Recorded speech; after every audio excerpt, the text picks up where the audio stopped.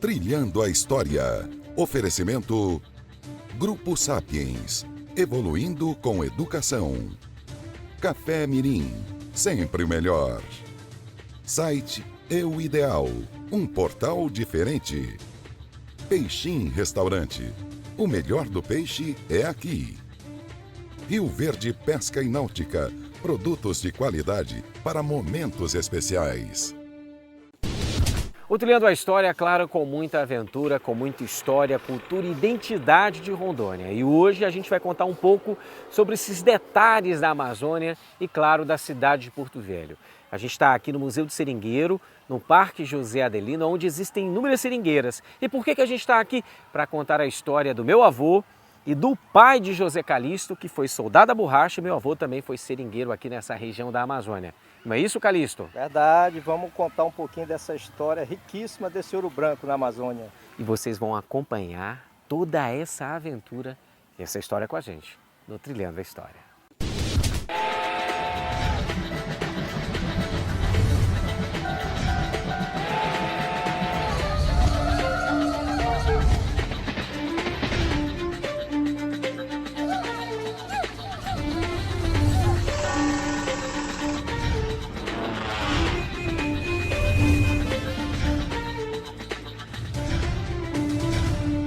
Trilhando a História.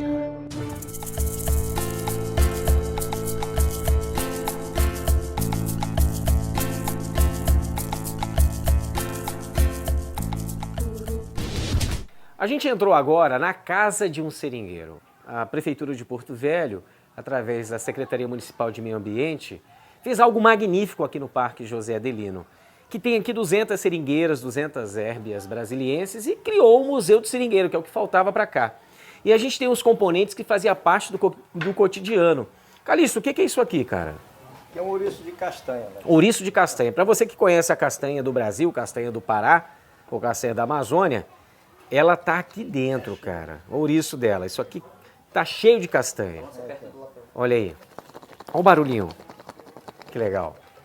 Além disso, temos o que aqui? O cacau. Também. Cacau teobroma. Aí a gente tem aqui a poronga.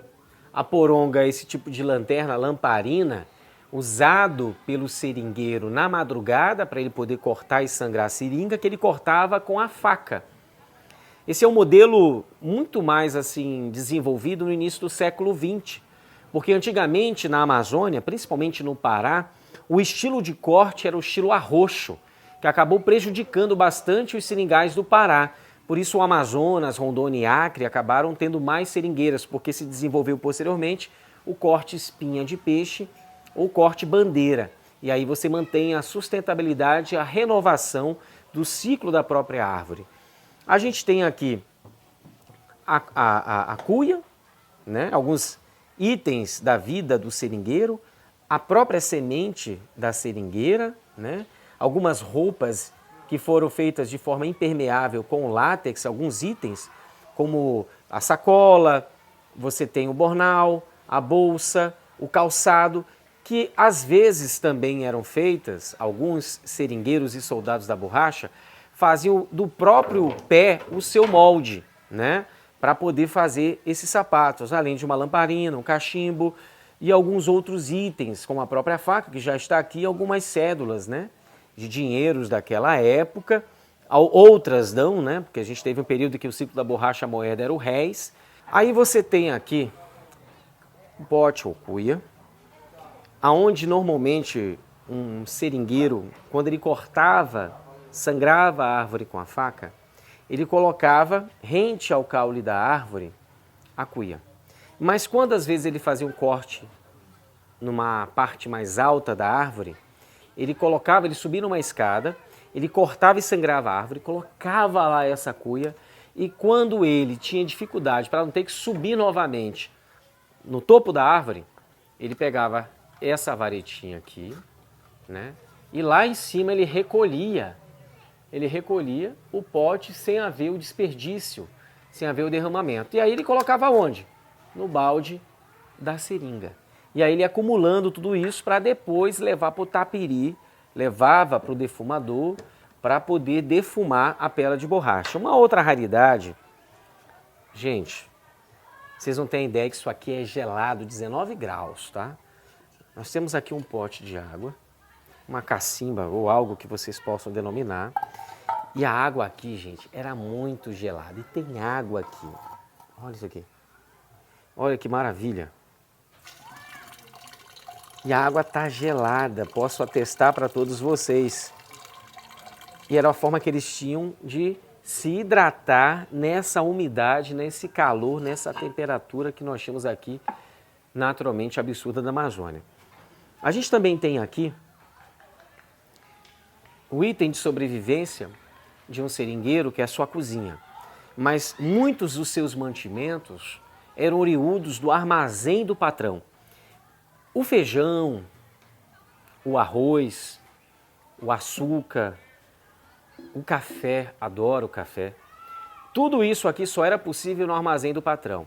Só que, por exemplo, se no armazém comum o açúcar custava 10 réis, 10 réis a moeda da época, dentro do armazém do patrão custava 50, 60 réis. Era um valor sempre maior. Esse era o problema do sistema de aviamento. Porque era a forma do barão da borracha, do seringalista, prender o soldado da borracha, o seringueiro, na sua locação. Porque quando ele ia levar a pela de borracha para vender para o patrão, dentro do armazém do patrão, o guarda-livro anotava as pelas de borracha que eram vendidas ao preço que o patrão determinasse, e aí ele pagava as dívidas da compra do mês passado, mas essas dívidas sempre aumentavam. Ele sempre estava devendo, porque os preços eram exorbitantes, eram absurdos. E aí a gente tem mais ou menos a reprodução de um forno, um fogão, a lenha, e, enfim. E claro, mais uma vez, a poronga, né? Que o cara colocava, né, em seu chapéu, ia lá, pá, de madrugada, cortava a seringa com a luminosidade necessária para ele poder enxergar o corte perfeito dentro do seringal, dentro da locação.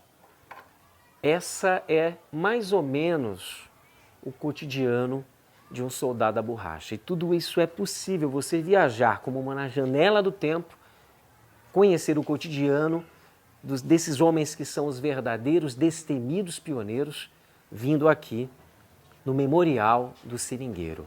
Um local que não apenas reserva a memória desses personagens anônimos, mas conta para todos nós a história de verdadeiros heróis, heróis da Amazônia.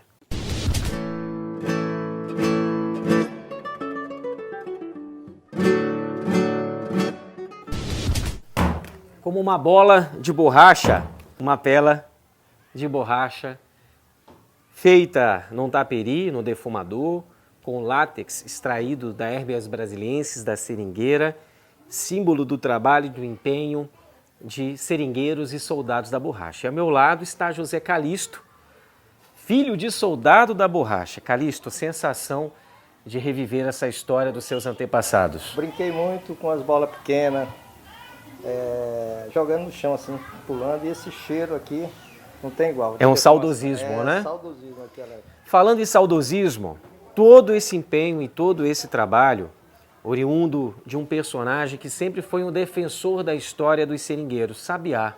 Descendentes também, familiares que fizeram parte dessa história dos soldados e seringueiros, soldados da borracha.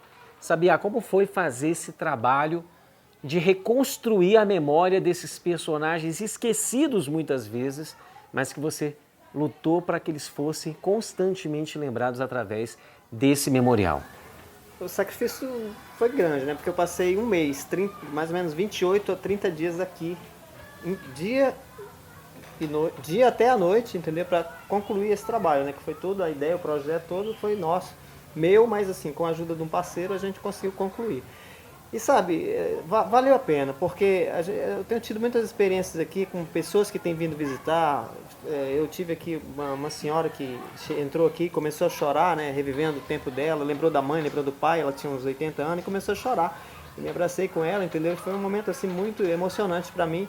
Vi outro senhor de 94 anos que entrou ali, ficou igual uma criança olhando para lá e para cá, não sabia para onde ele começar, né? Então assim, são esses momentos que a gente sente que vale a pena realmente trazer um pouco da história para que tanto os que já viveram recordar e os que estão nascendo agora aprender essa linda história que é realmente a história do seringueiro. O Sabiá está proporcionando a ponte de gerações, a conexão do passado com o presente e com o futuro. Os familiares que vivem em Rondônia com seus netos, seus filhos, avós, descendentes, poderão reviver a história da sua família através desse espaço que, como uma janela do tempo, faz a gente viajar e sentir saudade da nossa história.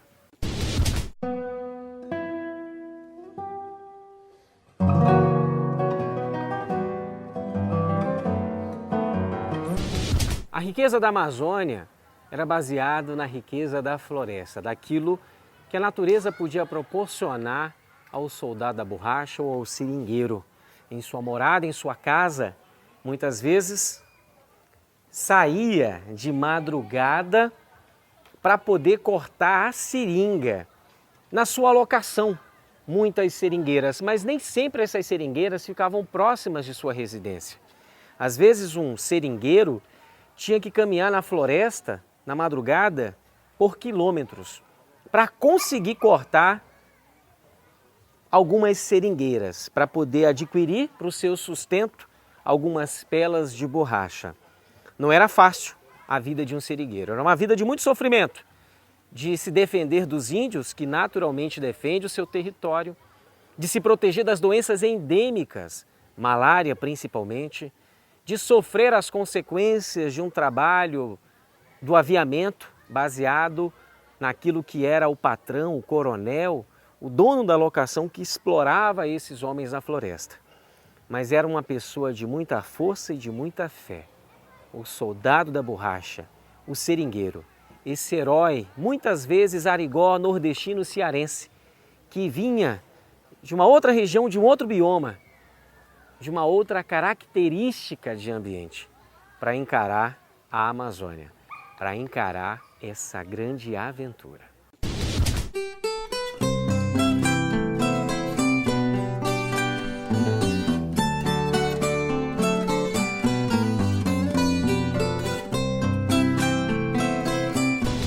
Para você saber o que é a poronga, e a gente vai ver daqui a pouco, é um tipo de lamparina, de lanterna na cabeça, que era para focar na hora do corte da seringueira, né, de sangrar a árvore no formato de espinha de peixe ou bandeira, que eram os tipos de corte dos seringueiros, e aí dá aquele foco, né?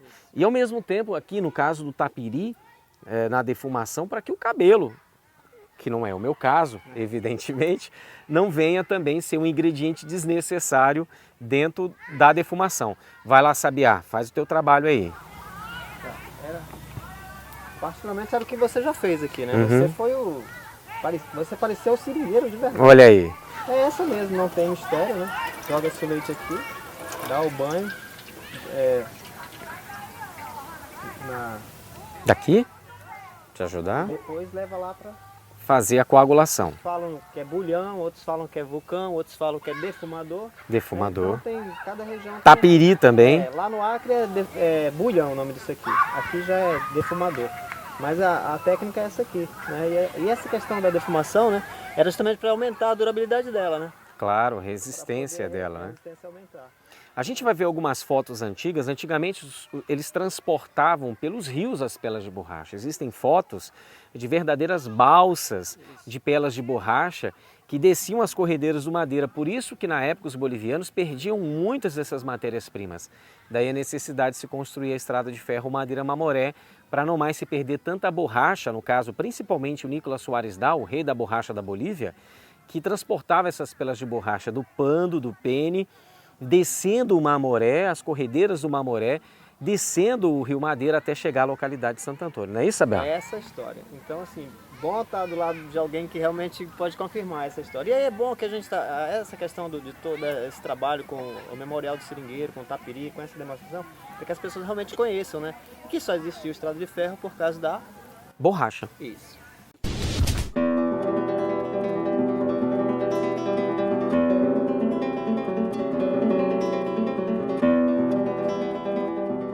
Trilhando a História. Oferecimento Grupo Sapiens. evoluindo com educação. Café Mirim, sempre o melhor. Site Eu Ideal, um portal diferente. Peixim Restaurante, o melhor do peixe é aqui.